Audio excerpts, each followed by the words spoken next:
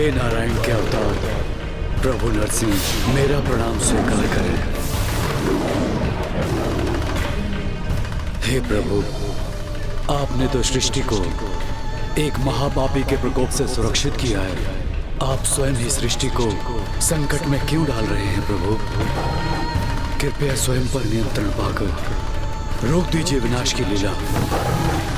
हे प्रभु, आपने पूर्व में जो महादेव के साथ निहित किया था, उसके अनुसार ही मैं आपको यहाँ आपके बढ़ते हुए क्रोध का आभास कराकर शांत होने के लिए प्रेरित हेतु उपस्थित हुआ हूँ।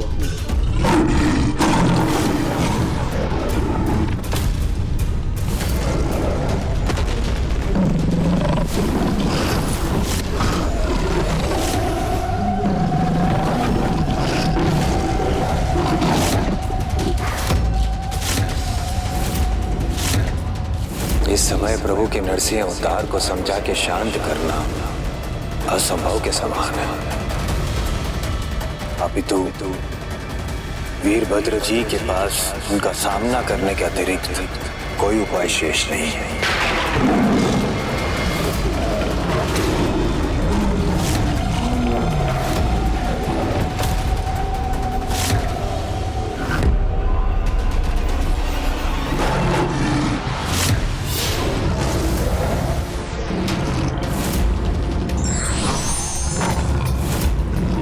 कदाचित आपको रोकने के लिए मुझे शक्ति का प्रयोग करना ही होगा।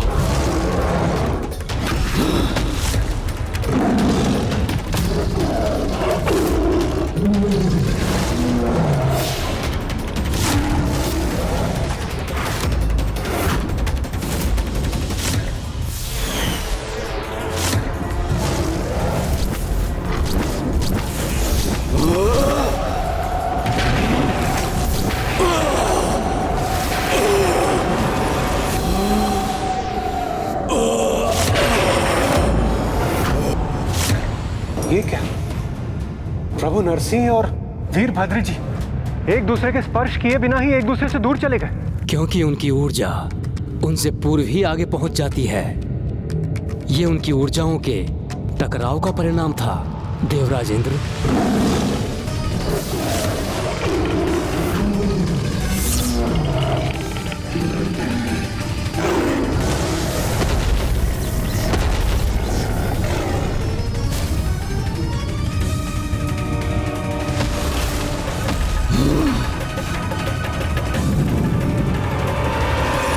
हे नरसिंह अवतार, मुझे आप पर अस्त्र शस्त्र का प्रयोग करने के लिए विवश मत कीजिए। कृपा करके शांत हो जाइए।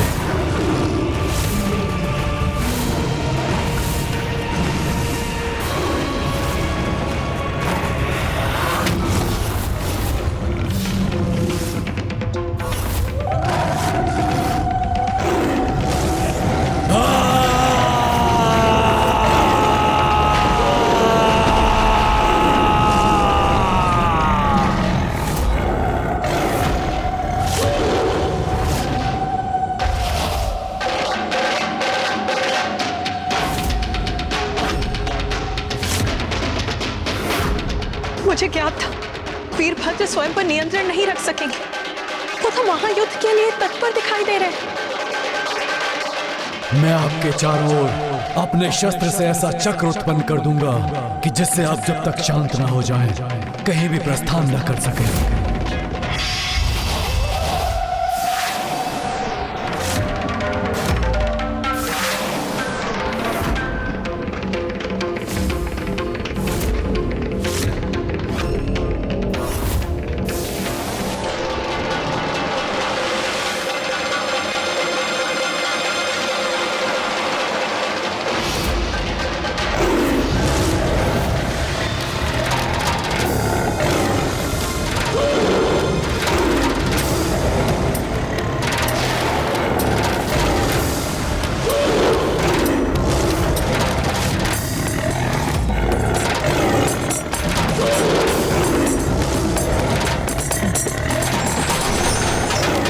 इन्होंने तो मेरे शस्त्रों को ही नष्ट कर दिया।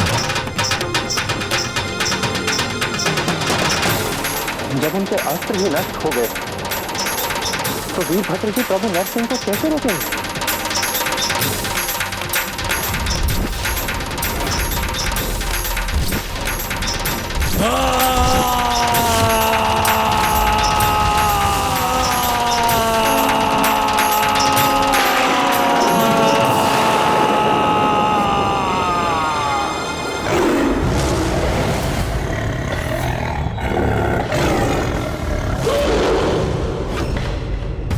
मुझे क्षमा कीजिएगा प्रभु, मैंने संवाद स्थापित कर आपको रोकने का प्रयास किया, किंतु फिर भी आपके मार्ग को बाधित करने की मेरी चेष्टा को आपने असफल कर दिया।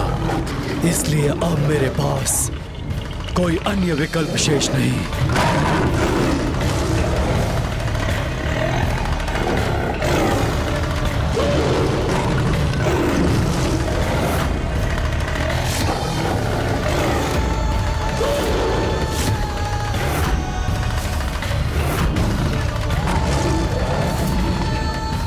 प्रभु, मेरा अनुरोध सुनिए, लौट आइए अपने स्वाभाविक रूप में।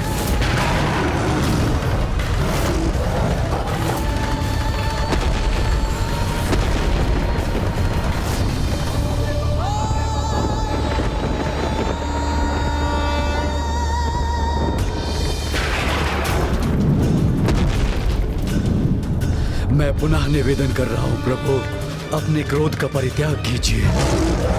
अधर्मी और उसके अधर्म को तो नष्ट कर चुके हैं प्रभु, अब इस सृष्टि को भी अपने क्रोध से मुक्त कीजिए।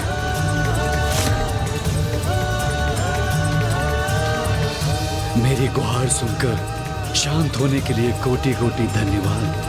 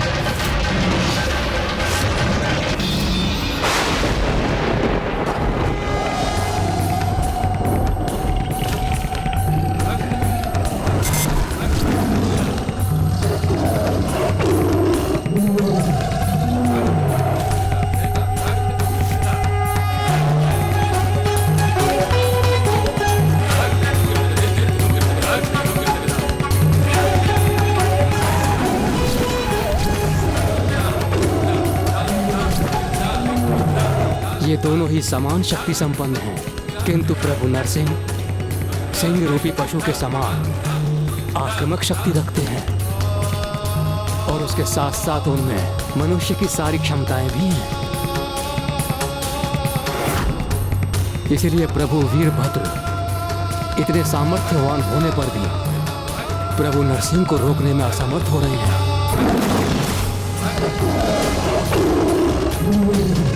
किंतु इसके पूर्व की समस्त सृष्टि का स्थायी अहित हो जाए, उन्हें रोकना अति आवश्यक है।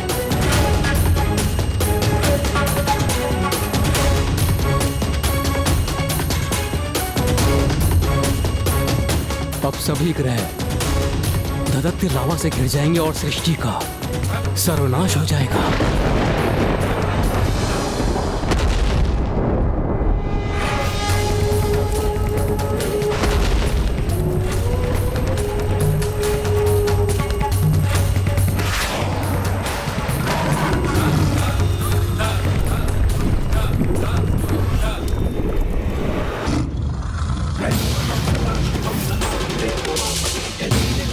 प्रभु नरसिंह में पशु और मानव की शक्ति का मिश्रण है। उन्हें तो कोई ऐसा ही दिव्य योद्धा रोक सकता है जिसमें पशु, मानव और पक्षी की शक्ति का अद्भुत समन्वय हो। पशुत्व की भावना व्यक्ति को अनियंत्रित करती है, तो पक्षी का स्वभाव अपेक्षाकृत अधिक शांत करता है।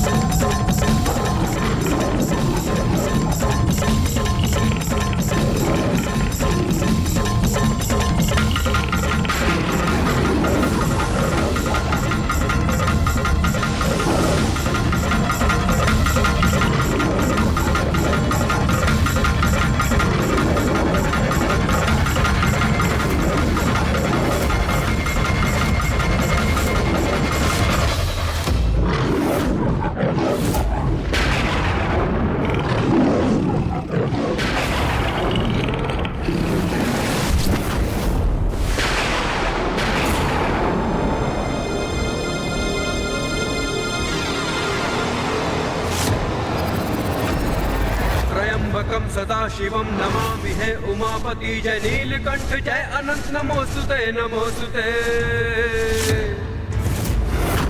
हो भोलेनाथ भक्त के हो कष्ट से निवारते, ये सृष्टि सारी संकटों से शिव ही है उबारते।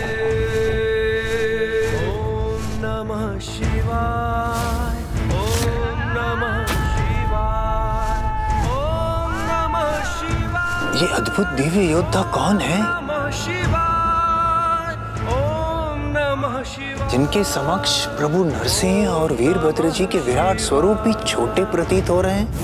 विशाल पंख सिंह स्वरूप सर्प का पुकार था, विचित्र रूप था लिया ये शर्व अवतार का। नरसिंह के अहंकार को आसन बना दिया, जगत का बार बार है कल्याण शिव जी ने किया।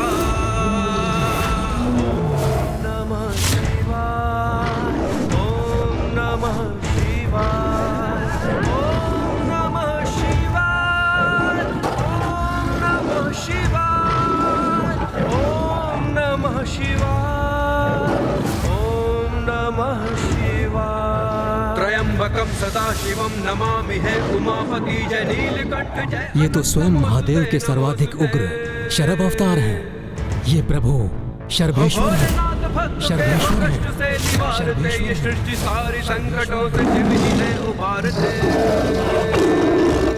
प्रभु शर्भेश्वर प्रभु शर्भेश्वर प्रभु शर्भेश्वर प्रभु शर्भेश्वर। ओम नमः शिवाय ओम नमः शिवाय ओम नमः शिवाय ओम नमः शिवाय।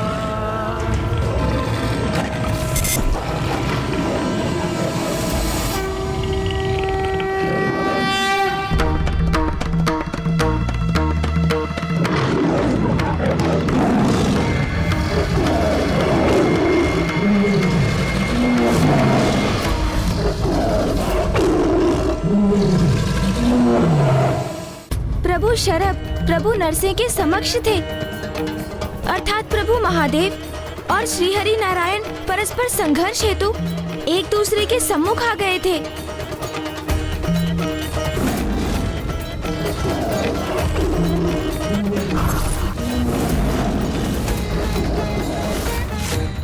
किंतु लंकेश, ऐसी महान शक्तियों के संघर्ष से सृष्टि पर छाया संकट कहीं और तो नहीं बढ़ गया था, क्योंकि प्रभु नरसिंह की क्रोधाग्नि के प्रभाव से सृष्टि तो पूर्व से ही महासंकट में थी।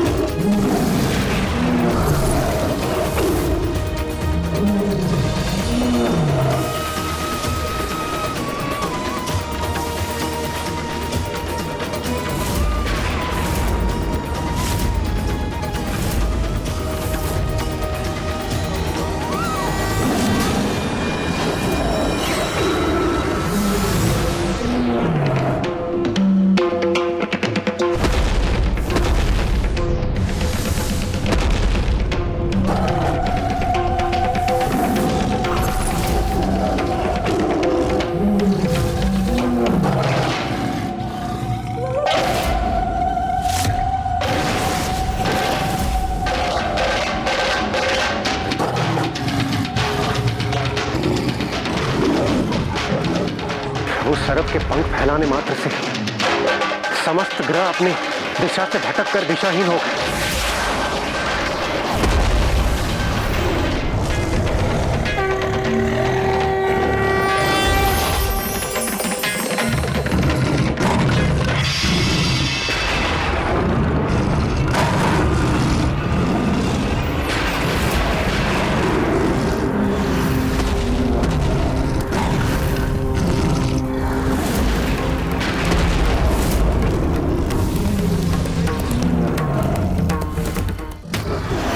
प्रभु नरसिंह की एकमात्र गर्जना से उन ग्रहों पर ज्वालामुखी उत्पन्न हो रहे।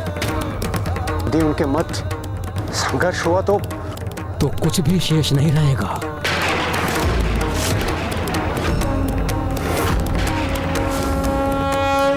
कैसा अनर्थ हो रहा है ये? महादेव और स्वामी का ये परस्पर संघर्ष सर्वथा अनुचित है।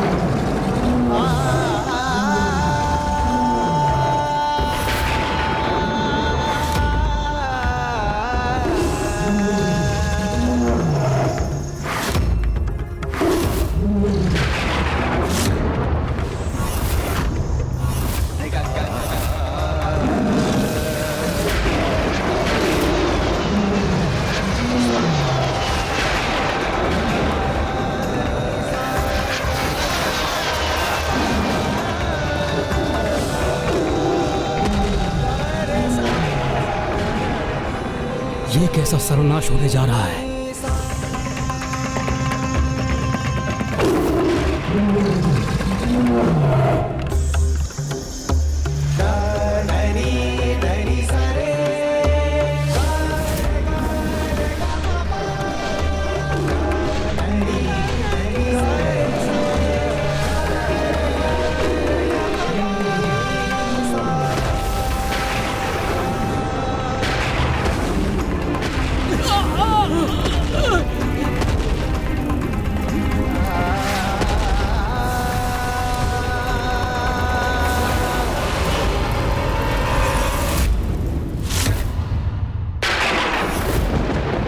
अनिष्ट, घोर अनिष्ट होगा।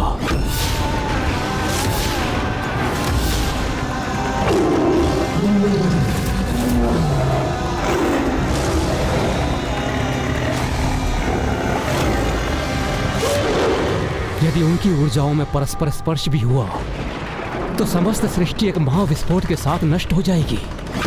सब कुछ अंधकार में विलीन हो जाएगा और अंधकार के अतिरिक्त कुछ भी शेष नहीं रहेगा।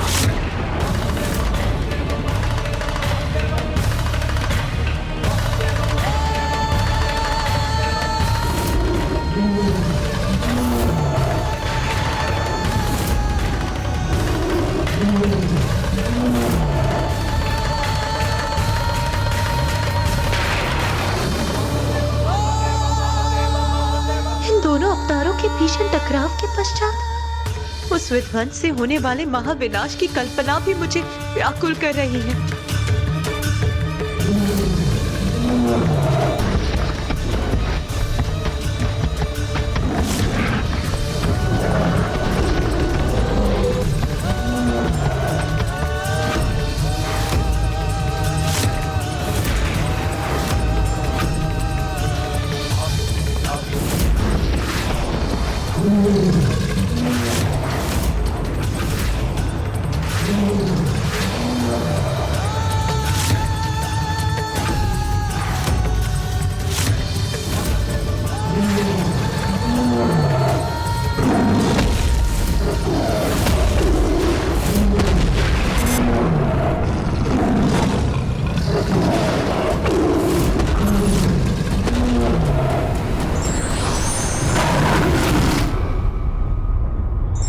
ईश्वर की लीला कभी कभी संघर्ष का रूप ले लेती है, किंतु उस संघर्ष के पीछे भी उद्देश्य जगत का कल्याण ही होता है।